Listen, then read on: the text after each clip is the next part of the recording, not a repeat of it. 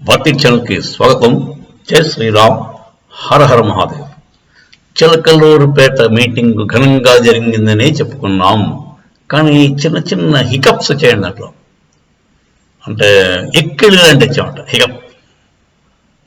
ఏంటంటే మోదీ గారు ప్రసంగించినంతసేపు 4-5 సార్లు మైక్ ఫెయిల్ అయింది. ఇది కరెక్ట్ కాదు కదా. ఒక ప్రైమ్ మినిస్టర్ స్థాయి మనిషి ప్రసంగిస్తుంటే మైక్ ఫెయిల్ అవచ్చా? అది కావాలని జరిగిందా? లేకపోతే వైఎస్ఆర్సీపీ కోర్టులో చేశారా? లేకపోతే మరి చంద్రబాబు నాయుడు గారే కోర్టు కింద మోదీకి పాపులారిటీ ఎక్కడ పెరిగిపోతుందో అని భయపడి చేశారా? మీరే గెస్ట్ చేసుకోవాలి. తర్వాత ఏమో పవన్ కళ్యాణ్ గారు బొకే ఇస్తారు అని అనౌన్స్ చేసిందంట ఒక లేడీ. కాకపోతే ఆయన బొకే లేదు, చేతిలో బొకే అందించేవాడు లేడు. అలాంటి చిన్న చిన్న అంటే అది జరుగుతుంటాయి అనుకోండి. కాకపోతే పెద్ద పెద్ద సభలు జరగకూడదు అని నా ఉద్దేశం. అంత ఇంత లాజిస్టిక్స్లో ఫెయిల్ అవుతారా? అంటే ఎవడెవడు ఏం చేయాలో తెలియకుండా ఉందా? 3 పార్టీలు సమూహం, 3 పార్టీల్లో ఒకడేమో ఎవరు ఏం చేయాలో ముందు నిర్ణయించుకోవాలి కదా. ఒకడు ప్రజలు లాక్కొస్తానంటే, ఇంకోడేమో వాడికి భోజనాలు ఏర్పాటు చేస్తానంటే, మూడోవాడేమో మిగతా చిన్న చిన్న విషయాలు బొకేలు గికేలు తీసుకోవాలని అనుకోవాలి కదా. మనం అనుకోలేదా? అనుకున్నా వీడు చెప్పింది నేను చేయడం ఏంటని వేశాను. ఏం జరిగిందంటే మరి ఆఖరికి కొంచెం కన్ఫ్యూజన్ కనపడింది. కాకపోతే ఓవరాల్గా బాగా జరిగింది. మనుషులందరూ వచ్చారు. మన బాబు గారేమో మోదీ గారిని బాగా పొగిడారు, పవన్ కళ్యాణ్ కూడా చాలా పొగిడాడు.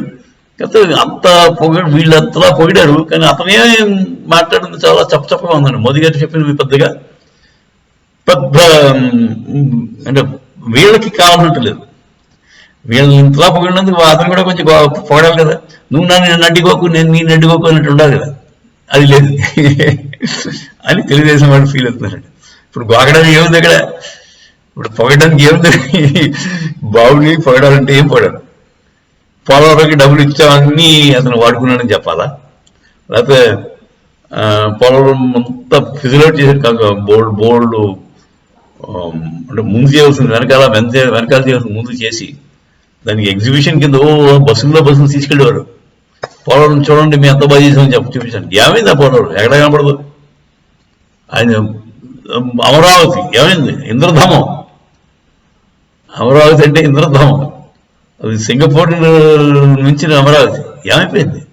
ఏం చెప్పుకుంటాడు? మేము చంద్రబాబు నాయుడు తోటి కలిసి 5 ఏళ్ళు చేసాం, 5 ఏళ్ళు ఏమి చేయలేదు మోదీ గారు చెప్పుకుంటారా? అంతకంటే ఎక్కువ డెవలప్మెంట్ ఈ టైంలో మేము మాకు అపోజిషన్లో ఉన్న వైఎస్ఆర్ టైంలోనే డెవలప్మెంట్ బాగా జరిగిందని చెప్పుకోవాలి. అదే చెప్పుకున్నాడు ఆయన. ఈ 5 ఏళ్ళు చేసిన డెవలప్మెంట్ చెప్పాడు ఆయన. ఉన్నది చెప్పాడు ఆయన. ఏం చెప్తాడు? తర్వాత రేపు మళ్ళీ మనం బాబు వస్తే ఏం జరుగుతుందో. ఫస్ట్ రైతులకి వాహనాలు ఉండవు, రైతులు మాత్రం నిజంగా చెప్తున్నాడు బాబు. ఆయన వచ్చాడంటే నాకు అదే భయం. వాహనాలు ఉండవు. బాబు గారు ఏం డెవలప్మెంట్ చేస్తాడో నాకు తెలియదు, కానీ వాహనాలు ఉండవు. ఉపద్రవాలు వస్తే ఏది హుద్హుద్ తుఫాన్ ఆయన ఉన్నప్పుడు వచ్చింది. బాబు వచ్చాడంటే కొంచెం అందరూ భయపడుతూ ఉండవు అవసరం. రైతులు సరే పాపం జగన్ ఇంకా వైఎస్ఆర్ రాజశేఖర రెడ్డి ఉన్నప్పుడు మాత్రం ఏం వానండి వద్దంటే వానలు. మా రోడ్డు మీద చేపలు పరిగెట్టేవండి. రోడ్డు మీద చిన్న చిన్న కాలువలు అంటే వాటిలో చేపలు పరిగెడుతుండే వైఎస్ఆర్ ఉన్నప్పుడు. గొప్ప మనిషి అండి వైఎస్ఆర్. వాన పడింది అంటే మనిషి రాజు పాలకుడు మంచివాడని మన శాస్త్రాలు చెప్తాయి. మరి జగన్మోహన్ రెడ్డి కొద్దిగా బెటర్, మన బాబు గారు. వైఎస్ఆర్ అంత రేంజ్లో లేడు, కానీ వాన పడతాయి, కొంచెం కొద్దిగా లేట్గా పడతాయి. మరి బాబు గారు వస్తే మాత్రం మీరు ఆ వాన గురించి మర్చిపోవచ్చు రైతు. సరే, మనం again digressing from the point. Main ఇది ఏంటంటే మన మోదీ గారు మా ప్రసంగం పెద్ద ఎంకరేజింగ్ గా లేదు. వీళ్ళిద్దరూ మోదీ గారిని గొప్పగా చాలా గొప్పగా ఎత్తేసారు, కానీ మోదీ గారు మాత్రం చెప్పగానే పెద్దగా జాగ్రత్తగానే మాట్లాడాడు. ఆయన అంటే అంతకుముందు మేము ఏం చేసాం, చంద్రబాబు నాయుడుతో మేము 4 ఏళ్ళు 5 ఏళ్ళు పొత్తులో ఉన్నాం, ఆ టైంలో ఎరగదీసామని చెప్పి ఏం చెప్పుకుంటాడని చెప్పుకునే అవకాశం లేదు. అంటే అది నిజంగా కరెక్ట్ టర్నింగ్ పాయింట్ అండి ఆంధ్రాకి. ఫస్ట్ టైం బాబు వచ్చాడు, టర్నింగ్ పాయింట్, బ్రహ్మాండంగా గ్రోత్ వచ్చేస్తుంది అని అందరూ ఎక్స్పెక్ట్ చేశారు. కానీ ఆ అమరావతిలో పడి, ఆ అమరావతిలో పడడం కూడా మొత్తం స్కీములు స్కాములు వేసుకుని, ఆ రియల్ ఎస్టేట్ చేసుకుని మొత్తం దాన్ని అమరావతి మొత్తాన్ని సంఖ్య నాగించారు, పచ్చిగా చెప్పాలంటే. అందుకంటే ఏం లేదు, మొత్తం ఫ్లాప్ షో అయిపోయింది, బిగ్ ఫ్లాప్ షో. సింగపూర్ చేస్తున్నాడు, ఆ సింగపూర్ వాడు కూడా ఇప్పుడు అరెస్ట్ అయిపోయాడు పాపం, ఈయన పార్ట్నర్. సో అదండి. సరే, ఇంకా మిగతా విషయాలు మోదీ గారు ఇంకేమీ మాట్లాడలేదు దాని గురించి. స్టీల్ ప్లాంట్ గురించి మాట చెప్పలేదు, తర్వాత ప్రత్యేక హోదా గురించి చెప్పలేదు. ఎలా చెప్తారండి ప్రత్యేక హోదా? ఇవ్వని వాళ్ళు తెలీదా? ఎవరని తెలీదా? ప్రత్యేక హోదా మీరు తలకాయ మీద నుంచి రాదండి మనకి.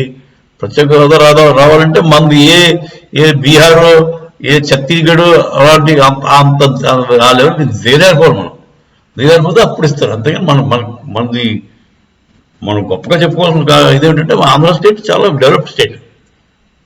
అలాంటి స్టేట్లో మీకు ప్రత్యేక హోదా రాదు. అది మనం తెలుసుకోకపోతే ఇప్పటికైనా మన కర్మ. నెక్స్ట్ స్టీల్ ప్లాంట్ గురించి మాట్లాడలేదు అంటాడు. తర్వాత పోలవరం గురించి ఏం మాట్లాడతారు చెప్పండి?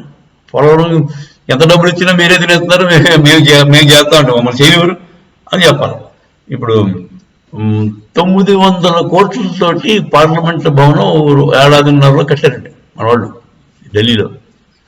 మరి మన ఇంద్రధామం అయిన అమరావతికి ఎన్ని వేల కోట్లు పోసారు ఎవరికి తెలియదు. 10-15 వేల కోట్లు ఈ చేతులు మారి.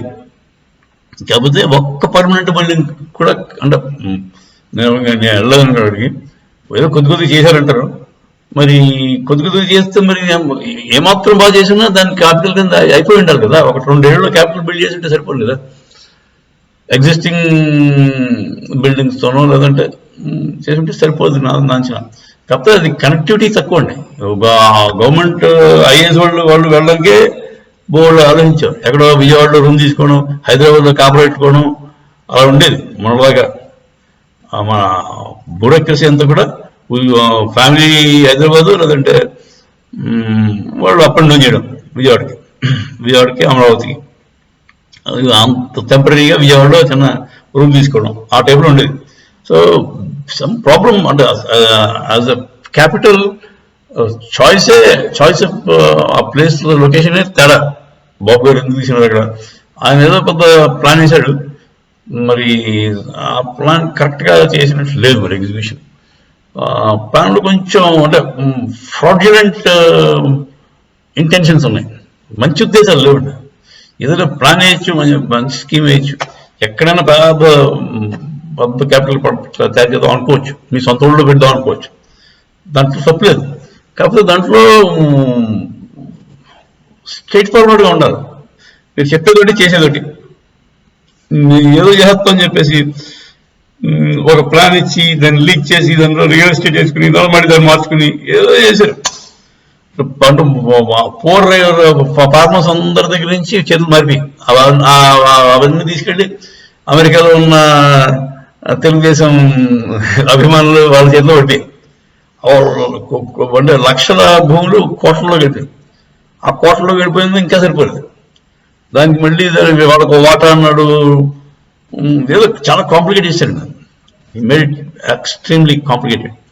అసలు వాళ్ళకి ఇచ్చేసింటే బాబు మీరు పడండి, మీరు కట్టుకోండి, మీకు ఎంత ఇచ్చేస్తాం అంటే ఈ పడికి డెవలప్ అయిపోయింది. నేను స్వచ్ఛందంగా డెవలప్ అయిపోయింది, ఆర్గానిక్గా. అంటే మీరు మొత్తం మీకు 10% ఎంతో వాళ్ళకి ఇస్తా ఉన్నారు కదా ల్యాండ్ రైతులకి. మీ ల్యాండ్లో మీరు డెవలప్ చేసుకోండి, మీరు షాపింగ్ మాల్ కట్టుకుంటారో సినిమా హాల్ కట్టుకుంటారో అని చెప్పి ఉంటే ఈ పాటికి ఒక రేంజ్లో ఒక సిటీ జారిపోయింది. మరి ఎక్కడో ఆయన పాపం రాంగ్ క్యాల్కులేషన్ చేశారు బాబు గారు. ఆయన అనుకున్న రేంజ్లో రాలేదు మొత్తం. మరి ఇతను జగన్మోహన్ రెడ్డి రాగానే ఎక్కడెక్కడ ఏది జరిగిందో వాడికి అర్థమైపోయింది దానికి. కమ్మ సామాజిక వర్గ ఇంకా వర్గానికి డబ్బులు ఆడకూడదు అని ఎదురు కూర్చున్నాడు. ఇతని రాజకీయం మరో రివర్స్ లాజిక్. ఓన్లీ రెడ్డిలు లేకపోతే నాన్ కమ్మలే బాగుపడాలి అన్న దానికి కంకణ కట్టుకున్నట్టు మన జగన్మోహన్ రెడ్డి పెట్టుకుని ఇతను కొంచెం నాశనం చేశాడు మొత్తం. సో ఇద్దరు కొట్టుకోవడంలో అమరావతి అక్కడ రైతులు అక్కడ ప్రజలు అందరూ కూడా నష్టపోయారని నేను అనుకుంటున్నాను. సో ఇద్దరు సముఖంగా ఉండి ఏదో కొంచెమైనా ఒకరికి అండర్స్టాండింగ్ ఉండాలంటే మాట్లాడుకోవాలండి. బాబు గారు అంతకుముందు ఇప్పుడు వీళ్ళ నాన్నతో మంచిగా ఉంటాడు. బాబును రాజశేఖర రెడ్డి గారు మంచి దోస్తులు ఉంటారు. వాళ్ళు బయట కొట్టుకున్నట్టు కనపడినా వెనకాల మళ్ళీ వాళ్ళు ఒకరికొకరు సాయం చేసుకునేవాడు. వైఎస్ఆర్ బాబుని చాలాసార్లు పాపం రక్షించాడు. వైఎస్ఆర్ కొంచెం దిల్దార్ మనిషి అండి, ఎవరికి అపకారం చేసినట్లేదు, చేసాడేమో. కాకపోతే ఏమాత్రం అవకాశం ఉన్నా ఉపకారమే బాగా చేశాడు. ఉపకారం చేసిన వాళ్ళు ఎక్కువ ఉంటారు అపకారం చేసిన వాళ్ళకంటే.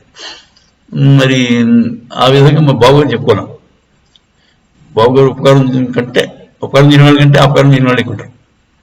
సో ఏదైతే నా ఉద్దేశం ఏంటంటే బాబు కూడా మన జగన్మోహన్ రెడ్డి తోటి మీటింగ్ అవ్వాలి, అంత ఇంటరాక్ట్ అవ్వాలి. ఇంటరాక్ట్ అయ్యి బాబు నువ్వు చిన్న కుర్రాడు, నీకు తెలియదు, నేను పెద్దాడు నాకు తెలుసు అని కొంచెం గైడ్ చేసి ఆయనతో మంచిగా ఉండుంటే ఇవాడికి మన రాష్ట్రం ఎక్కడో ఉండదండి. ఇద్దరు కలిసి పనిచేస్తే ఈయన విజనరీగా ఇతని విజన్, మన ఇంప్లిమెంటేషన్లో జగన్మోహన్ రెడ్డి వాళ్ళిద్దరు కలిసి బాబు ఒకటం నువ్వు చేయి, ఒకటం మేము చేసినా పర్లేదు, మన ఇద్దరం కలిసి మనం మాట్లాడుకుంటూ ఉందాం, విల్ బి ఇంటరాక్టింగ్ టుగెదర్ అని చెప్పి అనుకుంటే ఒక రేంజ్లో ఉంటుందండి. అది అంతేగాని వాడు ఏదో పెద్ద బద్ద శత్రువు, వాడు మొహం కనపడితే నేను తట్టుకోలేను, నేను పార్లమెంట్కి వెళ్ళను అని చెప్పి అతను మానేశాడు. ముందు వైఎస్ఆర్ పార్లమెంట్కి వెళ్ళడం మానేశాడు. అతను ఏదో పాదయాత్ర చేసుకున్నాడు. ఇది ఇప్పుడు ఇతని ఇష్టం వస్తే ఇతను వెళ్ళడం మానేశాడు పార్లమెంట్. పొజిషన్ పార్లమెంట్కి వెళ్ళకపోవడం అది తప్పండి, చాలా తప్పు. సో బేసిక్గా ఆ మీటింగ్ తాలూకు అంటే నెగిటివ్ పాయింట్స్ చెప్పాం. అది బేసిక్గా ఆ మైక్ పెట్టుకోకపోవడం, మోదీ గారు మాట్లాడినంతసేపు 4-5 సార్లు ఫెయిల్ అవ్వడం, అది కరెక్ట్ కాదు. మిగతా కోఆర్డినేషన్ కూడా బొకే పవన్ కళ్యాణ్ ఇస్తాడు అంటే వాళ్ళ దగ్గర చేతిలో బొకే లేదు. చిన్న చిన్నవన్నీ మిస్ అయ్యారు.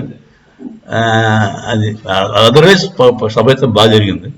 మోదీ గారి గురించి విమర్శ ఏంటంటే అతను స్టీల్ ప్లాంట్ గురించి మాట్లాడలేదు. స్టీల్ ప్లాంట్ గురించి ఏం మాట్లాడతాడండి, అది లాస్లో ఉంది, దాన్ని లాస్లో ఎన్నో పడేస్తుంది గవర్నమెంట్. మోదీ అంతా కూడా చాలా కరెక్ట్గా చేసుకుంటూ వస్తాడు. ఇస్రో ఉంది,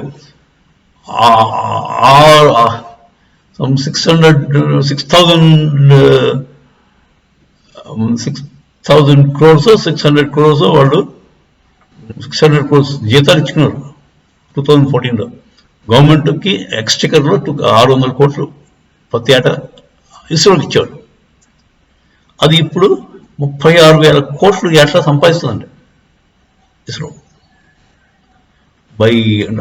అలా దాన్ని ఒక లైబిలిటీ నుంచి అసెట్ కింద తయారు చేశాడు మోదీ. అంటే డబ్బులు ఖర్చు అయ్యే ఆర్గనైజేషన్ నుంచి డబ్బులు సంపాదించే ఆర్గనైజేషన్గా తయారు చేశాడు మోదీ. వాళ్ళు ఎలా సంపాదిస్తున్నారంటే మిగతా దేశాల నుంచి శాటిలైట్స్ని మనం డబ్బులు తీసుకుని జపాన్కి వాళ్ళకి మిగతా చిన్న చిన్న కంట్రీస్ ఉంటాయి, వాళ్ళ శాటిలైట్ని లాంచ్ చేస్తాం. అది సో సేమ్ వే మన steel plant should be profitable organisation. ఎలాగో చేయాలండి. మీరు రోజు దాన్ని మెయింటెనెన్స్కే డబ్బులు లేనట్లుగా పాడు చేసేసి ప్రైవేటైజ్ చేయమంటే కొంచెం కరెక్ట్ కాదండి. ప్రైవేటైజ్ చేస్తే డబ్బులు వస్తాయంటే వెళ్ళాలి దానికి. అందుకని అంతసేపు గవర్నమెంట్ భరాయిస్తుంది అంటే వాడు పనిచేయడు, వర్కర్స్ కూడా పనిచేయడు, వాళ్ళు ఇష్టారాజ్యంగా ఉంటారు. ప్రైవేట్ అయితే వాళ్ళు తోలు తీసేస్తారు, వాళ్ళు పెట్టుకుంటాడు, వాడు చేసుకుంటాడు పాపం. ఎక్స్ట్రాడినరీ మంచి టెక్నాలజీ అండి. వైజాగ్ స్టీల్ ప్లాంట్ టెక్నాలజీ చాలా అడ్వాన్స్డ్ టెక్నాలజీ. దాన్ని ప్రాఫిటబుల్గా చేయవలసిన అవసరం వీళ్ళకు ఉంది. మేనేజ్మెంట్ వాళ్ళు స్ట్రైకులు చేయడం మానేసి ప్రాఫిటబుల్గా చేసి చూపించండి. సరేండి, అది విషయం. మరి మోదీ గారు పోలవరం గురించి ఎందుకు మాట్లాడలేదు, స్టీల్ ప్లాంట్ గురించి మాట్లాడలేదు, తర్వాత స్పెషల్ హోదా గురించి ఎందుకు మాట్లాడలేదు. కానీ ఈ తెలుగుదేశం ఎన్థూజియాస్ట్స్ అందరూ కూడా కామెంట్ చేశారు. నా ఉద్దేశం ఇవి కారణాలు ఉండొచ్చు. జై శ్రీరామ్, హర హర మహాదేవ్.